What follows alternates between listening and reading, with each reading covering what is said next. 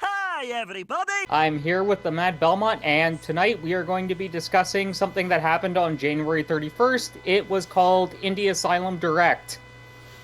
Yes, so this was an event where a bunch of indie developers in Canada came together, mainly around the Montreal, Quebec area. They came together and they showed off some pretty cool looking indie games here at this direct, and we're going to be talking about those with you in Yep, this video right here. and I gotta say, oh, Canada, we worship your video games. Oh, Jesus. Future me, Well, feel free to roast this man. well, worship is the first game that was showcased, so I figured the pun was worthwhile. It was, but you're still going to the fucking corner.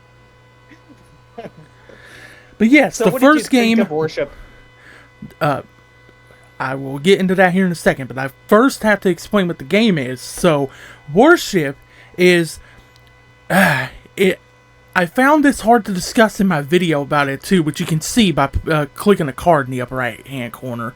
And a link will be in the comments as well, and in the description. Yep. So basically, Worship is it's a multiplayer game first off, and you recruit a group of followers basically, and you have to prove your devotion to your god. It's basically, think of it like this: Pikmin mixed with Overlord in a multiplayer And setting. and Cult of the Lamb, because it is an action roguelike as well. True. So, Uh, Cult of the Lamb, Pikmin, Overlord in a and, multiplayer honest, setting.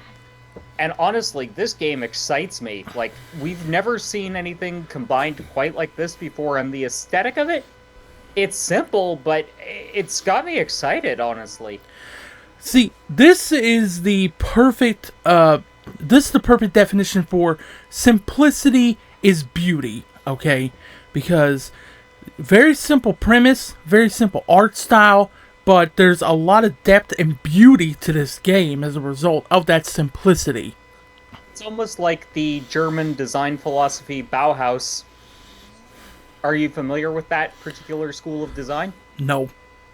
Okay, so Bauhaus design is literally function over form, generally speaking.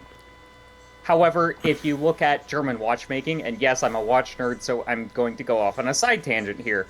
Basically, the whole idea is they've got the form down to a science, and it's very simple on the front, but then you turn it over and then you look at the back of the watch and you see the movement, and the movement is so beautifully designed and so over the top in terms of decoration that it's like, this is a work of art. But they maintain the simplicity even within the movement because a lot of them are actually hand wound. So they don't have like an ugly rotor like an automatic would.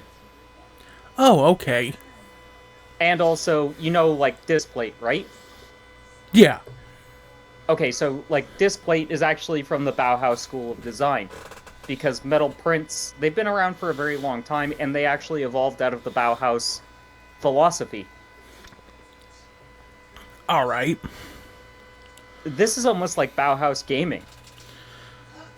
Okay, yeah. When you put it like that, yeah, I can see it. I can see it. And I really like when game developers strip it back to just the core things that you need and don't really focus too much on Being extraneous. super complex and deep and all this type of stuff. I feel Yeah, like a lot of these modern games, especially modern AAA games, they focus on that complexity a little bit too much. I agree. And you know what? That's why I love the Trails games so much because they are at their core, meat and potatoes RPGs, but they do have some complexity to them. But it comes down to more how you build your characters, how you utilize the game mechanics, not, hey, here's every fucking mechanic in the book. Learn them all. Yeah, yeah. So, the next game that was shown off is one that I'm definitely excited for, and that is This Bed We Made. Oh, I'm excited for this game too because it reminds me of Heavy Rain. It Oh, really yes. reminds me of It that. reminds me of fucking Heavy Rain with a little bit of LA Noir in there, right, with the noir theme. Duh.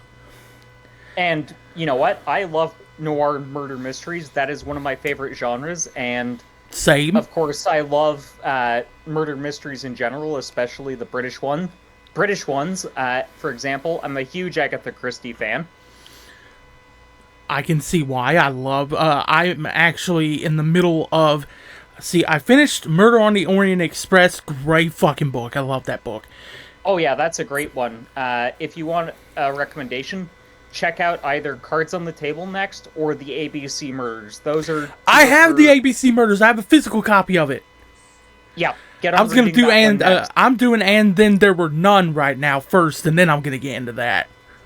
Nice. Okay, read Cards on the Table after you read those ones because Cards on the Table is one of her most underrated works, honestly. Okay.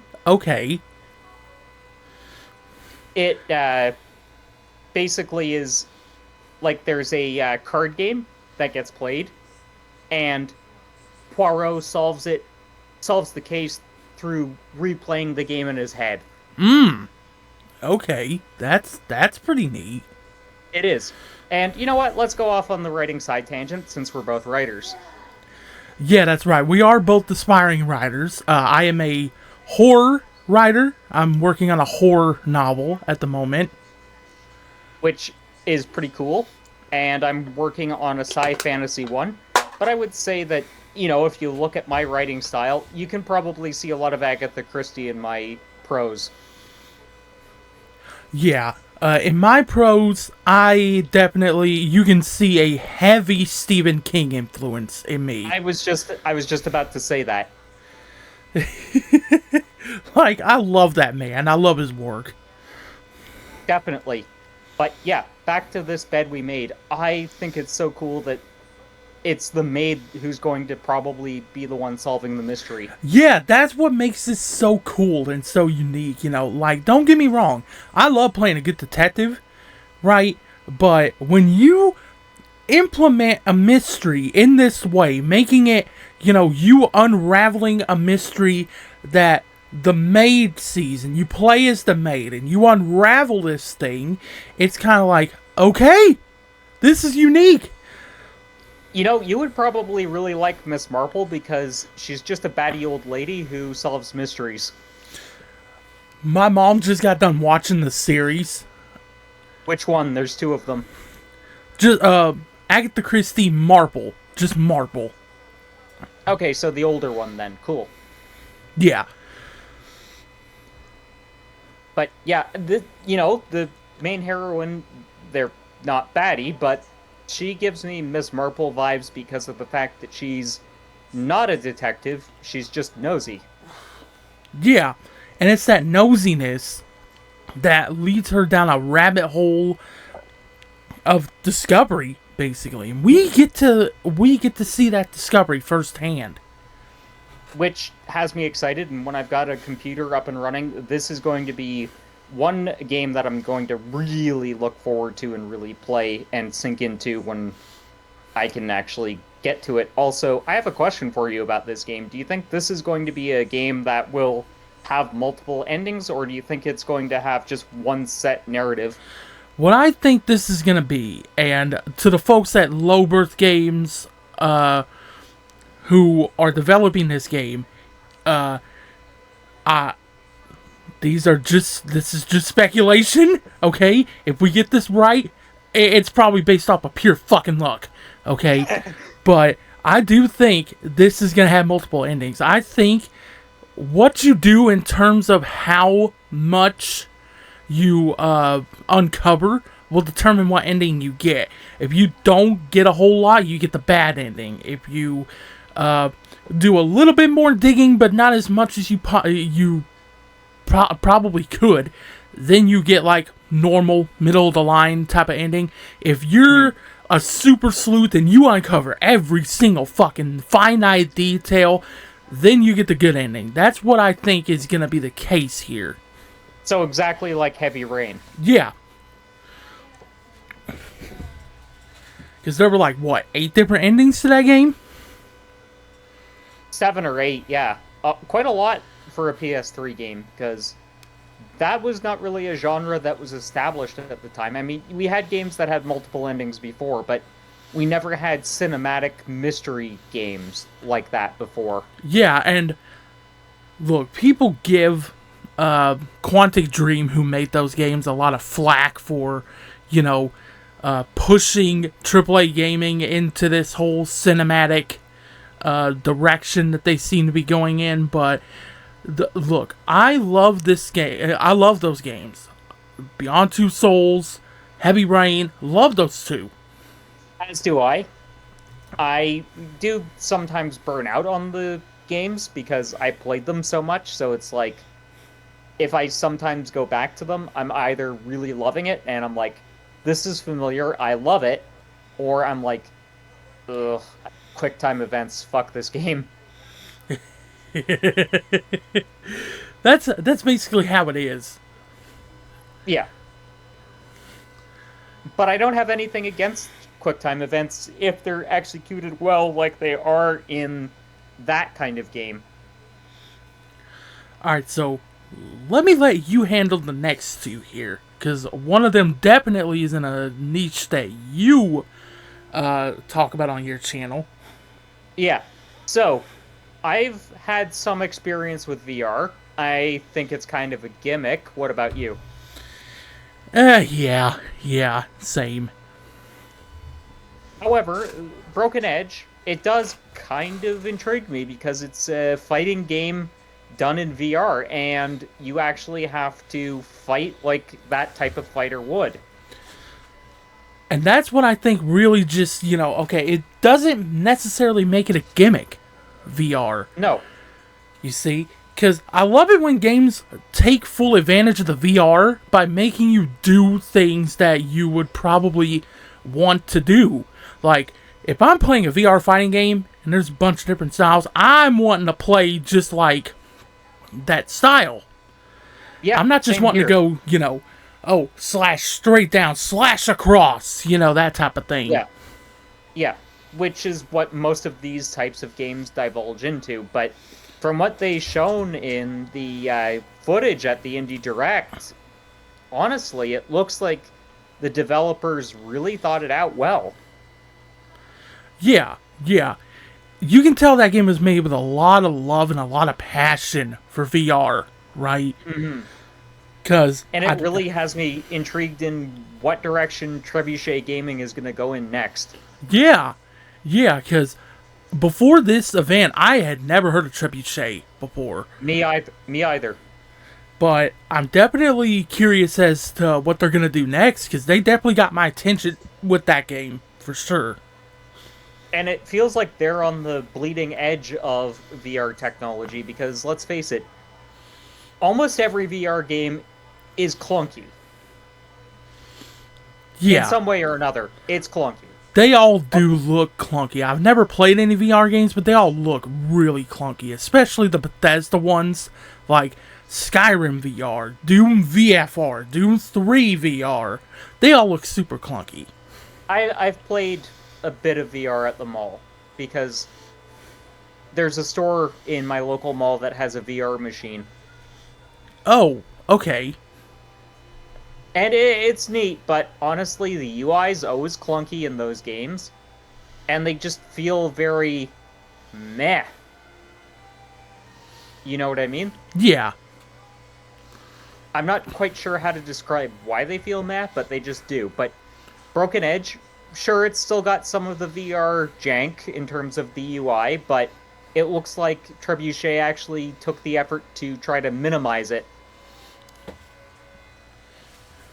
Which, that's definitely got me interested, and the movement doesn't have that kind of rigidity that you tend to see in VR titles. You know what I mean? Yeah. That's one thing I was going to mention with VR is every time I've ever seen a VR game, the movement looks so fucking rigid.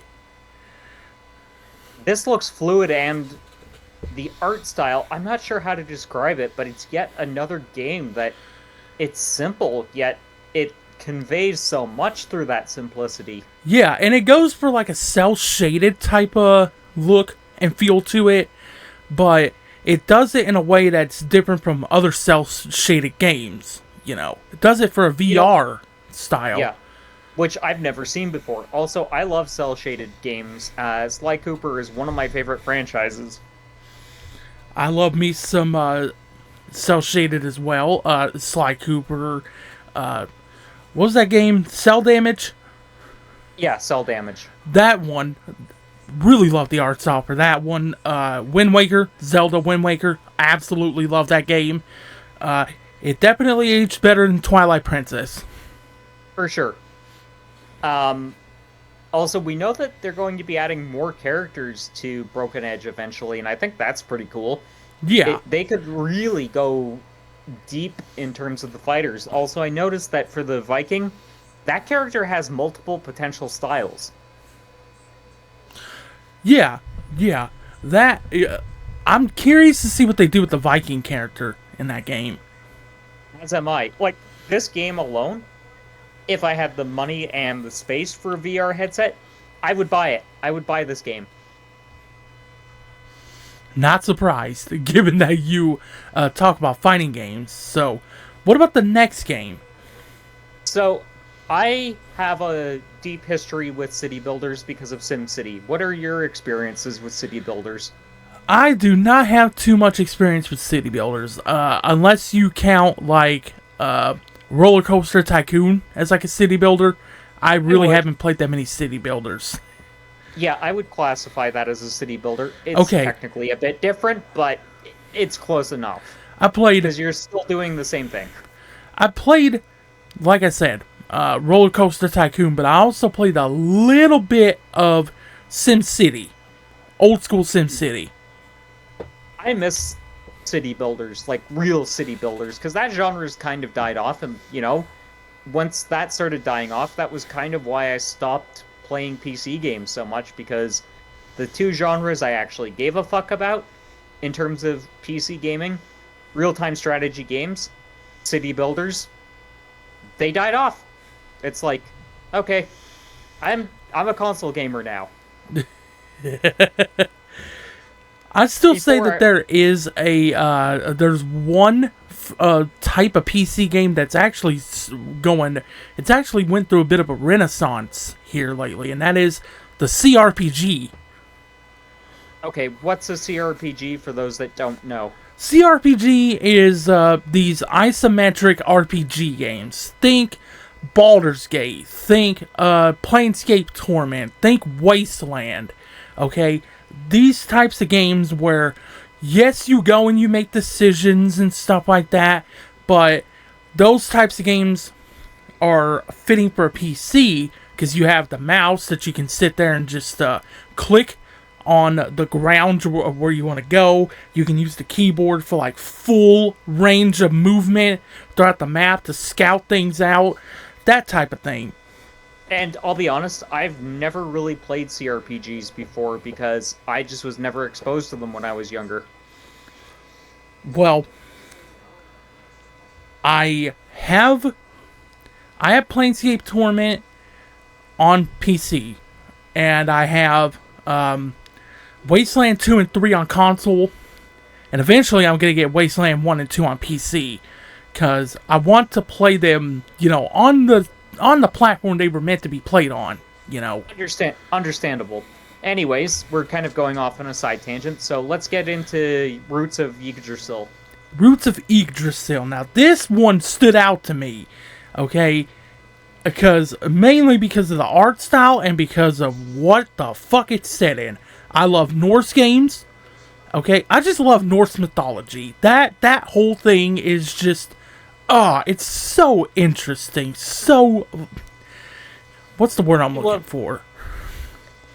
Yeah. Riveting. It's so riveting. Yeah.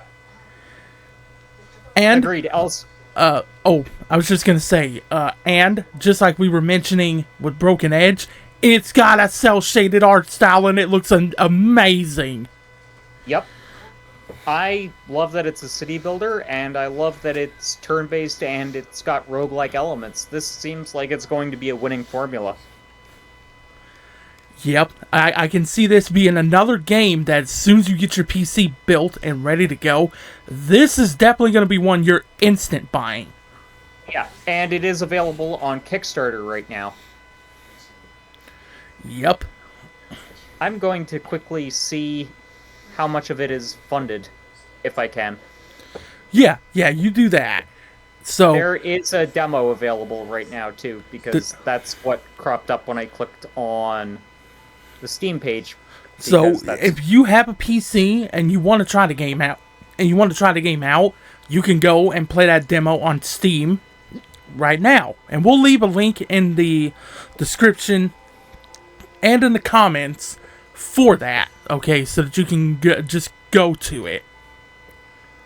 Also, it's done by Manavoid, who gave me a game when I entered a contest on the Indie Direct, which I streamed last night, by the way. Rainbow Billy, The Curse of the Leviathan. Yes. So, Manavoid, they are the ones who actually ran this whole event, okay? And the folks on over there, they are just amazing. I love everyone over there at Manavoid, and honestly, all the teams that showed their games off here. You can tell that these folks are just Passionate. Yeah, super passionate gamers that are just chill as all fuck, honestly. Yep. And I can tell you that Roots of Yggdrasil... Yeah, fuck me with my stutter. Roots of Yggdrasil did get funded. It has reached its goal of $20,000 Canadian. It's currently sitting at $21,757. And there's 23 days left to go in the campaign. Let's At the time of go. recording. Let's go. Congrats, Manavoid. Can't wait to see what this game turns out like.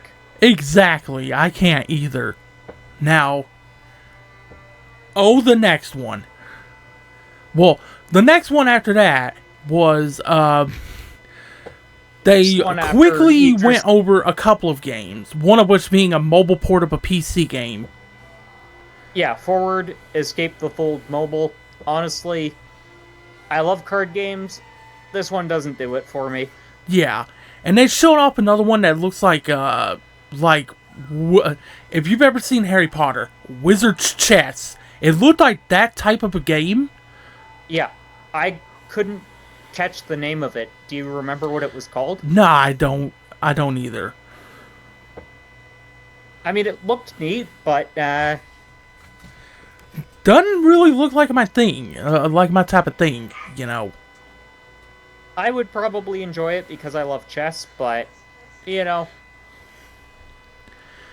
Alright, so the one after those two games right there is the one that actually got us down this rabbit hole, because my friend works for the company that is doing Biomorph. Yep, which and is Lucid Dream Studio. Yep, and I obviously adore Metroidvanias, Castlevania in general. That's what my whole channel's based around. So I told you to cover it, and then they thanked me for telling you about it, and then that's how we got hooked up with Manavoid and how we got hooked up with Lucid Dreams. Yeah, because they really enjoyed the video I did on that, and they invited both of us to, watch the Indie Direct. Yeah, because I would have never known about this otherwise. Like, I would have never known about this otherwise. And yeah, me either.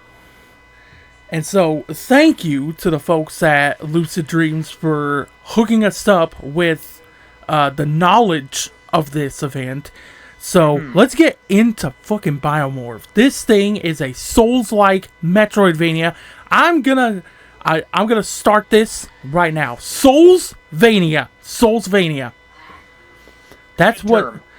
That is what this game is. It's a Souls-like, it's a Metroidvania. You have the Metroidvania elements, but you have Souls-like type of combat. And here in this game, you get to take the shape of the enemies that you kill in this game. And which is super cool, and it kind of is similar to the two Crash of the Titans games, Crash of the Titans and Mind Over Mutant, because you could do that in Crash.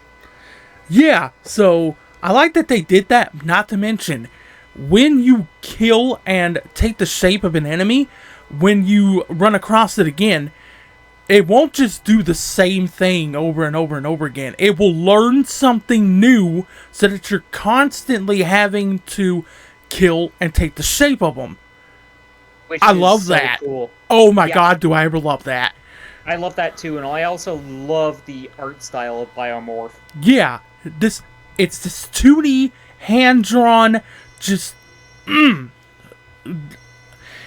All I can say is it is major eye candy. It is major eye candy. Okay. It has kind of a Hollow Knight look, but it has its own unique look to it as well at the same time. Yeah, like I kept seeing people say, "Oh, it just ripped off Hollow Knight's art style," and I'm like, "Shut the fuck up!" Like seriously.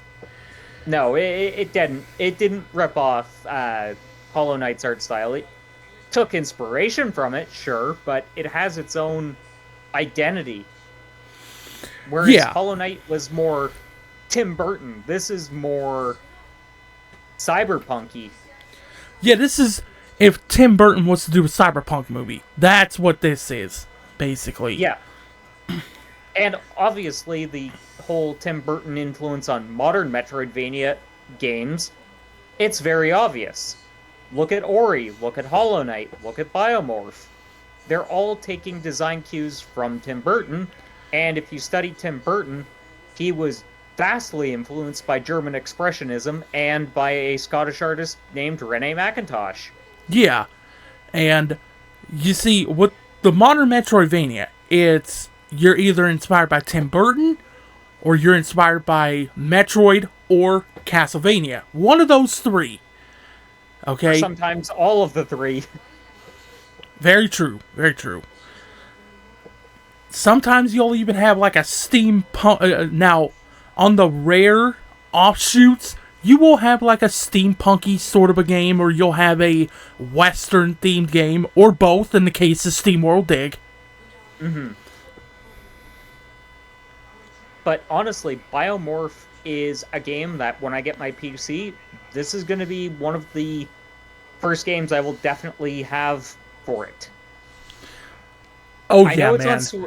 I know it's on Nintendo Switch as well, but I don't have a Switch, and I honestly wish this was coming to PlayStation, because that is my preferred playing platform anyways.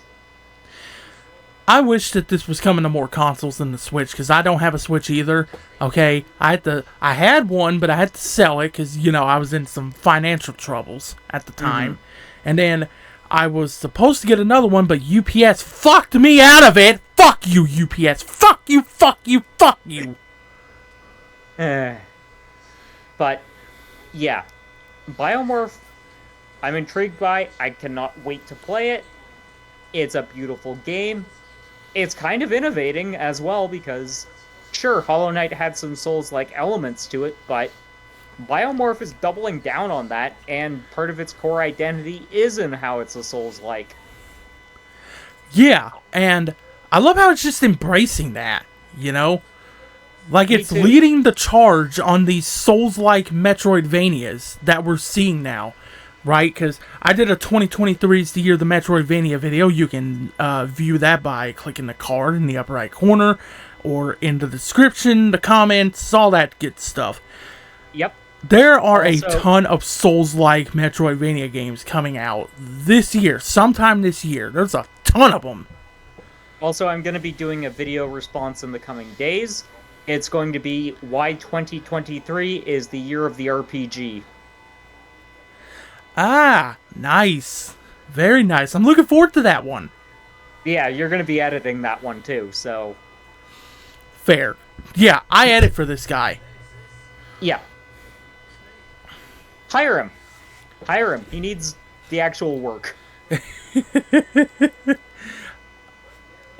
If you do hire me, just know that I do one hell of a job.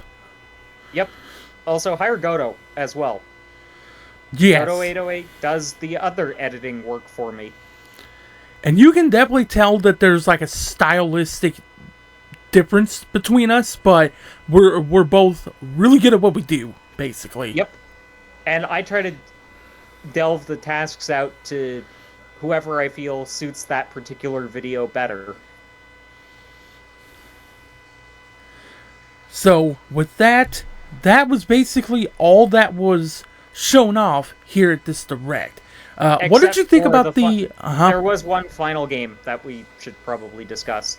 Oh, okay.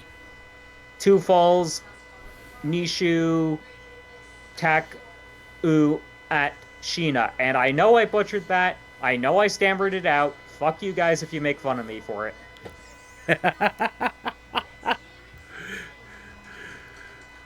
But yeah, talk a little bit about that game. You know, it's kind of similar in how it's a cinematic narrative experience to the this bed we made. It's similar to that in some ways. Not exactly the same, but it is a cinematic, story-driven experience, and it's all about exploring 17th century Canada. Again, another unique setting for a game. I don't see Yep. too many games going there. No, and it's kind of interesting in the fact that the choices you make will impact the narrative in this one, and you have two characters who play through similar events. Yeah, This so you game get looks two pretty. different perspectives of the same event, basically. Yep. This game is so pretty, and I'm, like, excited for it. It's not like a go out and must-buy day one game for me, but if it's on sale, I would definitely pick it up because it's such a unique premise that, honestly, it's like, why not try it out? It's definitely on that, you know, it's on a if it's for the right price, I'll pick it up type of thing. You know, like you, it's not, oh my god, I gotta go out and get it. You know, it's not Biomorph, right? I No. gotta get that fucking game. Okay, no matter what. But if I do see it for the right price, yeah, I'll pick it up. I'll give it a chance, you know.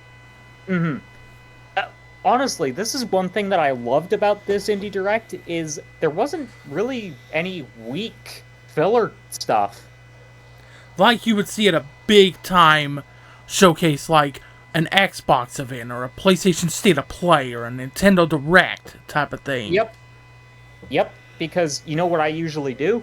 If there's a Direct, I'm usually writing other video content, writing my novel, or just playing a game in the background and passively watching. But with this, I was actively involved. I was like, oh, what's this? What's this? Oh, that's cool. Basically, I was like Jack Skellington in Christmas Town. Me, I'm usually, when it comes to these gaming events, I'm usually just glued to the screen. Unless there's like a filler game that doesn't really mesh with me, and then I'll just be sitting there checking my tablet, checking, you know, social media, you know, stuff like that. Like I said, the only one that I really checked out for was Forward Escape and the game that they showed right after that. Yeah. And that was just, and that's not a knock on those dev teams. They clearly are good at what they're doing. It's just those games are not for me. Yeah, and they ain't really for me either. That's why I kind of checked out right then and there. Mm-hmm. But as soon as I seen Greg from fucking Lucid Dreams, I was just like, oh, here we go. See, I kind of knew that because I looked at the Asylum Direct website, I knew that as soon as Forward Escape was over, that they were going right into Biomorph. So I was like, okay. And I just kind of watched it passively until Biomorph came on screen. And I love that little wine tasting that they did right before getting into the game. That was a nice little touch. We gotta get into that, okay? Because the event in general was so good. It was brilliantly paced, right? And one thing that this event got right that most of the big events seem to forget how to do is They made the comedy actually fucking funny. Yes, they did, and I loved the Tron reference at the very start of the direct. I love the Tron reference. I love the, before this thing even started, Kevin, one of the people over there at Manavoid, he was basically doing impressions of different big-time content creators. And it was so fucking funny. Also, I know you watched it on YouTube. I watched it on Twitch, and I actually saw one guy make a comment, do an imitation of Maximilian Dude next time. Oh my god, that would be great. That would be great. It would be great. And, like, let's face it, we know Max is one of my biggest influences as a content creator. He really is. He really is. Would you say that I'm starting to take on a more similar style to him? You're actually starting to get more animated in your videos, which I am here for that. Give me more of that, please. Which video did you most notice me starting to get more animated in? Not the one I just edited today, but the one before that. Which was pop a card up. I'll put it up here. But yeah, so in this one right here, you can tell in his voice, like, he's not fully animated, but he's getting there, okay? And it's because he started it off like he started this video off today with the "Hi everybody." Yep. And you're going to be editing in the Nick reference over my "Hi everybody," aren't you? Oh yeah. Oh yeah. Like I did in that video. Mm-hmm. I think that's going to be a channel staple going forward. I hope it is. Because I love that clip, and I love I love an excuse to just mute audio and splice a clip over it. Yep, me too. You know, I'm surprised in the video that you edited today that you didn't put Exodia Obliterate into the video at some point. Man, I would have, but it's such a time-sensitive thing. I was just like, man, I just gotta get this thing out. Yep. And you can tell I was pretty pissed in that video, couldn't you? Yeah. Yeah. On a scale of 1 to 10, where would you say I was? Iori Igami or Joker? It was like a grumbling Joker, you know. It was like Joker whenever he runs into Batman. He's foiled his plans for like the 4th time that week. And he's just sitting there grouchy and grumbling about it. I gotta say, Mark Hamill is my favorite take on the Joker. Yeah, him and Heath Ledger, man. See, it's actually Jack Nicholson for me as the number 2. But you're a little bit younger than me, so Heath would be your Joker. Yeah. Jack was mine. Jack was mine. Don't get me wrong. I like Jack. But, oh my god, when I saw fucking Dark Knight. Which, by the way, we have to cover the Dark Knight trilogy on our movie channel. Yes. Yes, I was just about to say, before we sign off here, we do have a movie channel. We will, I'll put the link to it up there in the corner, and down here in the description, in the comments, all that good stuff, so that you can go over there, okay? We're going to be doing podcasts kind of like this, but where we review movies. Yep. Also, speaking of corner, I'm surprised you didn't send me there in this podcast at all. Well, I felt generous this time. So, is there anything else you kind of want to say before we wrap up? No, I think that's pretty much it, you know, other than, you know, be sure to give Colin a subscribe if you ain't already, okay? He's on the road to 300 here on YouTube, okay? We will also be doing a This is Sparta short whenever that happens. Yes, I definitely want to do that. And if you like me and you want to see more of what I do, go on over to my channel. Okay, again, links all over the place. And I am on the road to 500 now because I just crossed 400 earlier today. Congrats. You were at 480 something when I was checking earlier. What the fuck? What? Yeah, you were in like the 380 range earlier when I looked. Yeah. So, Yeah, I was in like the 380 range, and then I checked earlier this morning, and I had just hit 400. And I think before I went and I checked, before this video, I went and I checked, and I was like at 406. So, yeah. nice. So, So, I will say this before I get into my wrap up. I really hope Mana Void does another Indie Asylum because this is something special and it could absolutely explode in the future if they continue doing this. I was gonna, you motherfucker, you read my mind. I was gonna say that. I was gonna say that, man. But yeah, Mana Void, please make this a regular thing. Like, make this an annual thing, okay? I would not argue one bit if you did this on an annual basis. Same here. Or even every 6 months with, studios outside of Quebec. Expand it to other studios in Canada. That's an idea. You're more than welcome to rip it off of us. Yep. And we're so kind of generous that we won't ask for royalties. Well, I wasn't going to ask for them anyways because I just want to see these guys grow. I know, I was being sarcastic, you asshat. I know, you crazy numpty. Anyways, with that over, thank you everyone for watching. Don't forget to like, comment, and subscribe. And until next time, keep blazing that trail. And remember, have fun on the hunt, my fellow Belmonts.